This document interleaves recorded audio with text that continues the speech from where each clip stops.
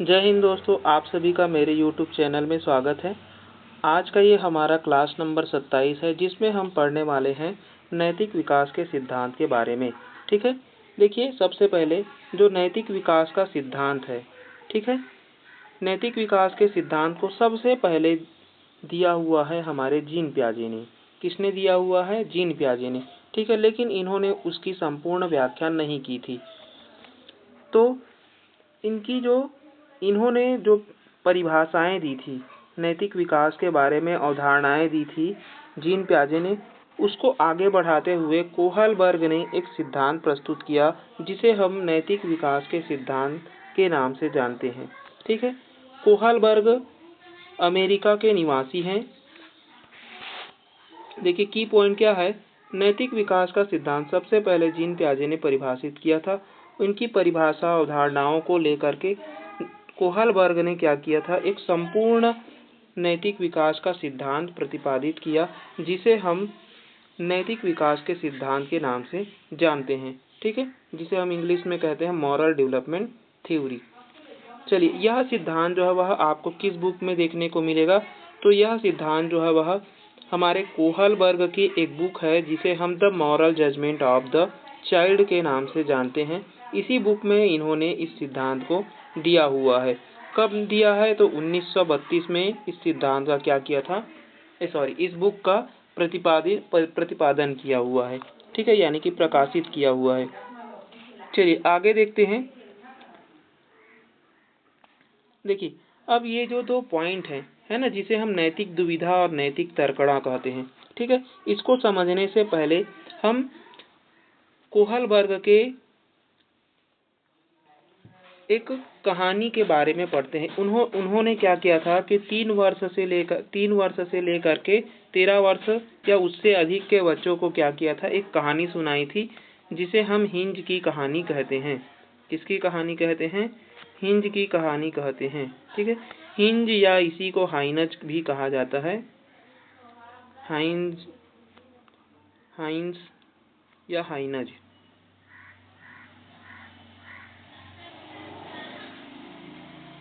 चलिए, तो देखिए हिंज या हाइनज की जो कहानी है वो क्या है। तो सबसे पहले हिंज की कहानी में दो मतलब कि यहाँ पर क्या होता है कि हिंज जो रहता है, इसकी जो वाइफ है, हिंज की जो वाइफ है वो क्या रहती थी, सबसे ज्यादा बीमार रहती थी। यानी कि ये जो इनकी वाइफ है वो क्या है, बीमार थी। क्या थी? बीमार थी। और उसकी भी जो बीमारी है ना, वो जानलेवा थी। और उसकी एकमात्र दवाई जो है वह एक चिकित्सालय, यानी कि एक जो प्रयोग करता था, क्या था? प्रयोगकर्ता। ठीक है, इसे हम डॉक्टर नहीं कहेंगे, प्रयोगकर्ता कहेंगे, जिन्होंने क्या किया था, अपने वर्षों समय खपा करके क्या किया था, एक दवाई का उत्पादन किया था। और इसी प्रयोगकर्ता के पास में वो क्या था, दवाई था, जिससे हिंज जो है वह अपनी वाइफ की जान बचा सकता था। ठीक है, हिंज क्या करता है, अपनी संपूर्ण कमाई को लेकर के जाता है इस प्रयोगकर्ता के पास में और कहता है कि यह दवाई मुझे दे दो, क्योंकि यह इसी दवाई से मेरी जो पत्नी है उसकी जान बच पाएगी। ठीक है, यही एकमात्र दवाई है। फिर प्रयोगकर्ता क्या कहता है कि प्रयोगकर्ता तो अपने संपूर्ण जो भी धन दौलत है ना, उस सभी चीजों को उस दवाई में लगाया रहता है। तो उसको उचित दाम न देने के वजह से क्या कर देता है, वो मना कर देता है कि मुझे, अगर मैं इस दवाई को बेचूंगा तो मुझे कुछ न कुछ मिलना चाहिए, मेरा जो उचित दाम है वो मिलना चाहिए। और हिंज जो दे रहा था वो बहुत कम था उसके हिसाब से, है ना। तो ये जो है वह दवाई देने से मना कर देता है। और क्या क्या हो जाता है, फिर हिंज को समझ नहीं आता कि वो क्या करे जिससे उसकी वाइफ की जान बचे। अब हिंज जो है वह यह सोचने लग जाता है कि मैं दवाई चोरी कर लेता हूँ। फिर हिंज जो है वह दो तरीके से यहाँ पर दुविधा में फंस जाता है कि अगर मैं चोरी करूँगा तो मेरी वाइफ तो बच जाएगी, लेकिन मैं जेल चला जाऊँगा। ठीक है, अगर मैं चोरी नहीं करता हूँ तो मेरी वाइफ मर जाएगी, है ना। तो इस प्रकार से क्या हो गया, यह जो समस्या का जो समाधान, यानी कि समस्या क्या है यहाँ पर, अपनी वाइफ की जान को बचाना है इसको, है ना। तो उसके लिए वो दवाई चाहिए, और दवाई के लिए हिंज को क्या करना पड़ेगा, अब चोरी करना पड़ेगा, क्योंकि इसके पास में तो उतने पैसे हैं नहीं जिससे वह उस दवाई को खरीद सके, है ना। तो क्या करता है, हिंज जो है वह दो तरीके से यहाँ पर अपने समस्या का समाधान करने में फंस जाता है, सही और गलत का निर्णय नहीं ले पा रहा है। तो इस प्रकार का जो सही और गलत निर्णय नहीं ले पा रहा है, इसी को हम क्या कहते हैं, नैतिक दुविधा कहते हैं। ठीक है। और नैतिक तर्कणा क्या है, तो यहाँ पर सही और गलत में हम निर्णय ले अगर पाते तो उसको हम नैतिक तर्कणा कहते हैं ना। लेकिन यहाँ पर हिंज जो है वह दोनों तरीके से फंस चुका है कि अगर वह चोरी करता है तो जेल चला जाएगा, चोरी नहीं करता है तो उसकी वाइफ जो है वह नहीं बच पाएगी। तो क्या करता है, हिंज जो है वह अपनी वाइफ को बचाने के लिए इसकी दवाई को क्या कर लेता है, चोरी कर लेता है और अपनी वाइफ की जान को बचा लेता है। फिर यहीं पर जो हमारे कोहलबर्ग हैं, ठीक है, यहीं पर जो हमारे कोहलबर्ग हैं, उन्होंने क्या किया कि हिंज की कहानी से बच्चों को प्रेरित किया कि पूछा कि हिंज ने सही किया या फिर गलत किया। ठीक है, यहाँ पर पूछा, ये सही है, ठीक है, सही नहीं है, सही है, सही किया या फिर गलत। ठीक है, तो इस दो तर्क से क्या किया, जो हमारे कोहलबर्ग है उन्होंने 3 से लेकर के 13 वर्ष से अधिक के बच्चों से पूछने लगा, ठीक है, कि इन्होंने सही किया या गलत किया। तो कुछ बच्चे जो है अपने तर्क से सही को मानते हैं, क्योंकि अगर वह नहीं दवाई चोरी नहीं करता है तो वो क्या हो जाता है, उसकी वाइफ मर जाएगी, तो ये कहीं न कहीं सही है। और कुछ बच्चे कहते हैं कि यह एक गलत किया है हिंज ने, क्योंकि यहाँ पर वो चोरी कर दिया जहाँ से वो प्रयोगकर्ता की सारी मेहनत जो है वह क्या हो गई, जाया चली गई, है ना। तो कुछ बच्चे जो है वह इस तर्क को सही मानने लगे, कुछ जो है वह हिंज के काम को गलत मानने लगे, है ना। तो इस प्रकार की अवधारणाएं क्या होने लगी, बनने लगी। फिर क्या किया, जो हमारे कोहलबर्ग है इन्हीं दो तर्कों के आधार पर अपने सिद्धांत का प्रतिपादन करते हैं। ठीक है, तो अब हम चलते हैं अपने सिद्धांत की ओर। तो देखिए, जो नैतिक दुविधा है ना, वो क्या है, नैतिक दुविधा यानी कि जिसे हम मॉरल डिलेमा कहते हैं, जब व्यक्ति समस्या का समाधान कर रहा हो, यानी कि कोई भी व्यक्ति है उसके पास में यदि कोई समस्या है और समस्या का मतलब कि सामना कर रहा है, ठीक है, और सही और गलत का क्या करता है, निर्णय नहीं ले पा रहा है। यानी कि कोई समस्या आ गई मेरे पास में और मैं क्या हो रहा हूँ वहाँ पर कि मैं इसको सही और गलत का निर्णय नहीं ले पा रहा, मैं फंस गया कि मैं इसमें सही को मतलब सही की तरफ आगे बढ़ूं कि गलत की तरफ आगे बढ़ूं, मतलब मेरे को समझ ही नहीं आ रहा है ना, मैं किसी एक निर्णय पर नहीं पहुंच पा रहा हूं। तो ये क्या हो गया, मेरे नैतिक दुविधा हो गया है। ठीक है, तो यही बस उदाहरण है जो हिंज है, जिसे हम हाइंज भी कहते हैं, चोरी करे या ना करे, ये क्या हो गया, वहां पर उसकी दुविधा में फंस गया है ना। यानी कि यहाँ पर किसको दर्शा रहा है, दुविधा को दर्शा रहा है। कैसी दुविधा, तो यहाँ पर नैतिक दुविधा है ना। दूसरा क्या है, नैतिक तर्कणा है, जिसे हम मॉरल रीजनिंग के नाम से जानते हैं। ठीक है, तो ये क्या है, जब व्यक्ति समस्या के समय उस परिस्थिति का सही या गलत में एक को चुन लेता है, तो ये क्या हो जाएगी, उसकी नैतिक तर्कणा हो जाएगी। यानी कि अब मेरे पास एक ऐसी समस्या आ गई जिसके मैं सही और गलत के निर्णय को ले पा रहा हूँ। अगर मुझे सही की तरफ अच्छा लग रहा है तो मैं सही की तरफ जा रहा हूँ, और गलत की तरफ है तो मैं गलत की तरफ चला गया, है ना।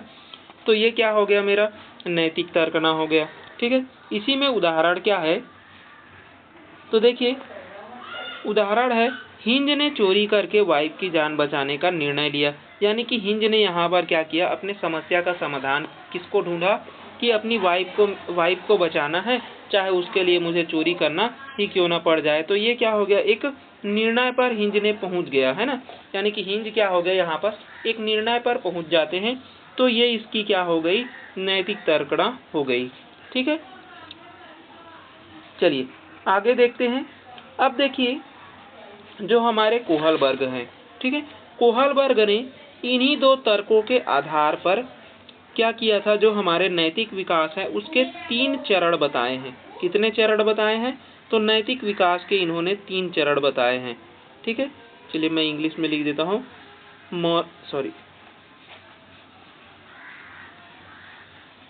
नैतिक विकास के कितने चरण बताए? तो 3 चरण बताए हैं। ठीक है, नैतिक विकास के 3 चरण हिंदी में लेंगे तो, और इंग्लिश में इसको हम कहते हैं लेवल्स। ठीक है, ठीक है। तो देखिए इन्होंने क्या किया, इन 2 तर्कों के आधार पर, किन 2 तर्क के? एक है नैतिक दुविधा और दूसरा है नैतिक तर्कणा। इन ही दोनों तर्कों के आधार पर जो हमारे कोहल वर्ग है उन्होंने नैतिक विकास के कितने चरण बताए हैं? तो 3 चरण बताए हैं, जिसमें से प्रत्येक चरण में, यानी कि जो 3 चरण बताए हैं उनमें अलग अलग से 2-2 और अवस्थाएं बताई हैं। कितनी अवस्थाएं बताई हैं? तो प्रत्येक चरण में 2-2 अवस्थाएं, यानी कि इसकी अवस्था कितनी हो गई? तो 6 अवस्था हो गई, क्योंकि 3 चरण है और प्रत्येक में 2-2 है, तो 3 दूने 6 और क्या हो गए? अवस्था हो गए। ठीक है, तो चलिए इसी को हम आगे पढ़ते हैं कि क्या क्या इन्होंने लेवल्स बताए हैं और उनकी क्या क्या उप अवस्थाएं हैं, यानी कि उसके अंदर में जो 2-2 उप अवस्था बताए हैं उसको हम एक एक करके पढ़ते हैं। ठीक है, चलिए तो देखिए ये है हमारा सबसे पहला लेवल, जिसे हम पूर्व रूढ़िगत नैतिकता का स्तर कहते हैं, जिसे हम इंग्लिश में प्री कन्वेंशनल लेवल कहते हैं। ठीक है, यह अवस्था जो है वह 3 से लेकर के 10 वर्ष की होती है। ये 3 लिख लेंगे। ठीक है, क्योंकि 3 से लेकर के कितने साल के बच्चों तक किया हुआ है? 13 से अधिक, है ना। यहाँ पर एग्जैक्ट डेटा नहीं है, लेकिन 3 से लेकर के 13 से अधिक लिखा हुआ है बहुत सारे बुक में। ठीक है, चलिए तो देखिए सबसे पहले पूर्व रूढ़िगत नैतिक स्तर कहते हैं, नैतिकता का स्तर कहते हैं, जिसे हम प्री कन्वेंशनल स्टेज कहते हैं। इस अवस्था में क्या होता है? इस अवस्था में नैतिकता जो है वह शून्य होती है। अब देखिए आप 3 वर्ष के बच्चे से कोई भी नैतिकता का आप यानी कि नैतिकता का उम्मीद नहीं कर सकते, है ना। यानी बच्चों में सही और गलत के बारे में नहीं पता होता है, यानी कि इसी अवस्था में बच्चे में सही और गलत के बारे में नहीं पता होता है। इस अवस्था में नैतिक तर्कना यानी कि जो मॉरल रीजनिंग है ना, जो नैतिक निर्णय लेने की जो क्षमता है वो कैसी होती है? तो दूसरों के मानकों पर निर्भर करती है। यानी कि यहाँ पर कहा जा रहा है कि यहाँ पर बच्चा जो है वह 3 से लेकर के 10 वर्ष का है ना। तो यहाँ पर बच्चा जो है वह नैतिक निर्णय किसके आधार पर ले रहा है? तो दूसरे यदि उसको सत्य मान रहे हैं तो उसी के आधार पर बच्चे चले जाते हैं कि ये जो बात कह रहे हैं वो सत्य है। अगर दूसरे यानी कि जो बड़े लोग की बात है ना, अगर बड़े यहाँ पर गलत कह देते हैं किसी बात को, तो बच्चे भी क्या कहने लग जाते हैं? गलत कहने लग जाते हैं। तो यहाँ पर जो नैतिकता बच्चे दर्शाते हैं, यानी कि जो नैतिकता का भाव वो समाज के सामने प्रकट करते हैं, वो कैसा होता है? दूसरों को देखकर करते हैं, यानी कि दूसरे के मानकों के आधार पर करते हैं, है ना। इस अवस्था को 2 भागों में बांटा गया है। इसको जो पूर्व रूढ़िगत नैतिकता स्तर है उसको 2 भागों में यानी कि 2 अवस्थाओं में बांटा गया है, जिसमें से सबसे पहला क्या है? दंड एवं आज्ञा पालन उन्मुखता। ठीक है, देखिए सबसे पहला क्या है? दंड एवं आज्ञा पालन उन्मुखता। इसमें बच्चे क्या होते हैं? इसमें बच्चे नैतिकता सजा और आज्ञा पालन पर आधारित रहता है। यानी कि यहाँ पर जो पहला हमारा अवस्था है वो क्या कह रहा है कि बच्चा यहाँ पर किसके आधार पर नैतिकता दिखाते हैं? तो सजा या फिर आज्ञा के आधार पर। यानी कि बच्चे यहाँ पर डर जाते हैं कि मुझे सजा न मिले, इस आधार से मैं क्या करता हूँ? कुछ काम को अच्छे से करता हूँ, नहीं तो मुझे कोई ना कोई पीट देगा, है ना।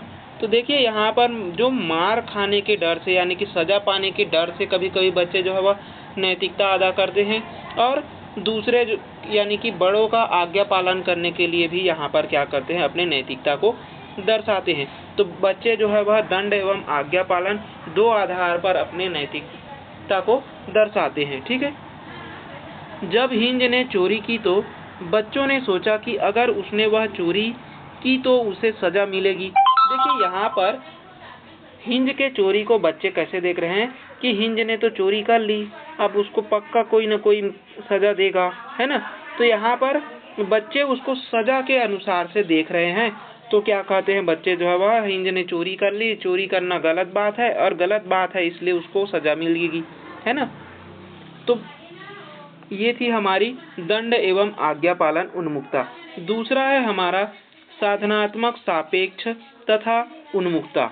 तो देखिए ये क्या कहता है, जो सापेक्ष साधनात्मक या साधनात्मक सापेक्षता है, जैसे को तैसा व्यवहार करना। जैसे को तैसा व्यवहार करने का मतलब है, अगर यहाँ पर बच्चे ये सोचने लग जाते हैं कि अगर किसी ने मुझे मारा तो मैं भी उसे मारूंगा, अगर किसी ने मेरा पेन तोड़ दिया तो मैं भी उसका पेन तोड़ दूंगा।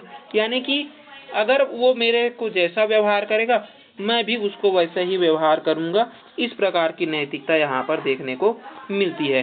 तो देखिए क्या कह रहा है, इस अवस्था को जैसे का तैसा यानी कि जैसे को तैसे की अवस्था भी कहते हैं, क्योंकि इसमें जैसा व्यवहार कोई उसके साथ करेगा वह खुद भी, है ना, तो उसके वह जो मतलब कि उसके साथ कैसे करेगा वैसे ही व्यवहार बच्चा जो है वह करने लग जाता है। ठीक है, चलिए तो देखिए यहाँ पर एक उदाहरण है कि एक बच्चे ने क्या किया, दूसरे बच्चे के पेन को तोड़ दिया, तो वह भी उसके पेन को क्या कर देगा, तोड़ देता है यहाँ पर। ठीक है, यानी कि उसने मेरा पेन तोड़ा तो मैं भी उसका पेन तोड़ दिया, अब मेरा और उसका हिसाब बराबर हो गया। इस प्रकार से बच्चा जो है वह अपनी नैतिक स्तर को दर्शाता है। कब? जब बच्चा 3 से लेकर के 10 वर्ष का होता है। चलिए आगे देखते हैं हम लोग दूसरी अवस्था के दूसरे लेवल के बारे में।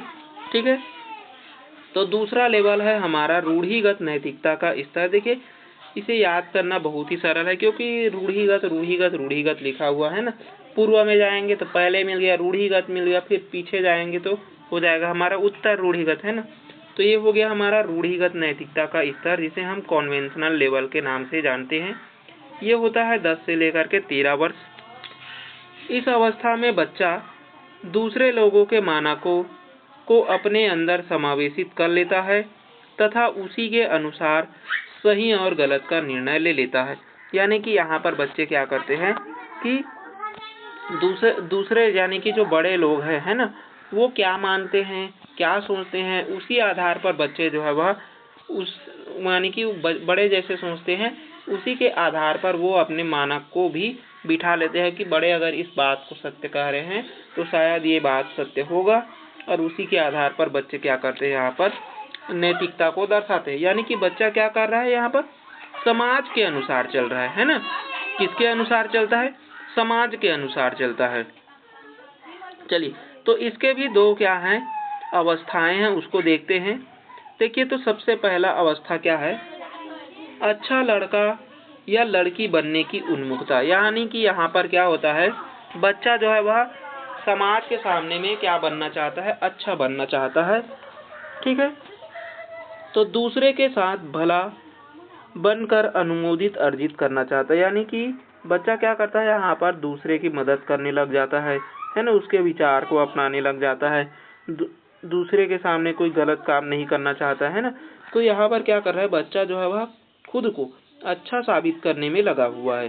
ठीक है, इसी को हम गोल्डन रूल का विचार इसी अवस्था में पाया जाता है। जो गोल्डन रूल है ना, जैसे कि परिवार, दोस्त, समाज को अच्छा बनाकर दिखाने की चाह बच्चे रखते हैं। ठीक है, उसी को हम क्या कहते हैं, अच्छा लड़का लड़की बनने की उन्मुखता। ठीक है, चलिए इसकी दूसरी अवस्था क्या है, कानून व्यवस्था।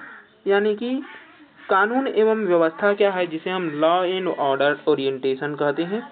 इसमें बच्चा जो है वह कानून तथा सामाजिक व्यवस्था बनाए रखने की भावना विकसित करता है। यानी कि कानून के कोई नियम है तो उसको तोड़ना नहीं चाहिए, अगर हम तोड़ते हैं तो हमें सजा मिल जाएगी, या समाज के किसी नियम को तोड़ते हैं तो हमें सजा मिलेगी।